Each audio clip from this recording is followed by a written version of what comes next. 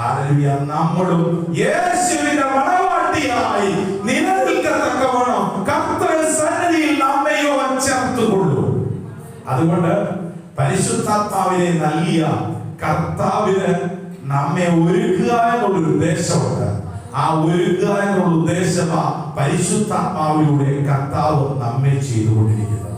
Hallelujah. ഹേഗായിയെ കൊടുത്തതിന്റെ ഉദ്ദേശം എസ്തേറിനെ ഒരുക്കി രാജസന്നിധി കൊണ്ടുചെല്ലാനാ.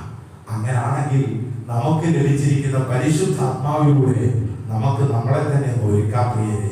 Praise the Lord. കേൾക്കപ്പെടുന്ന വചനം നമ്മുടെ എല്ലാവരുടെയും ജീവിതത്തിൽ ശുദ്ധീകരണത്തിന് മുഖാന്തരമായി തീരണം. നമ്മുടെ എല്ലാവരുടെയും ജീവിതത്തിന് വിടുതലായി തീരണം.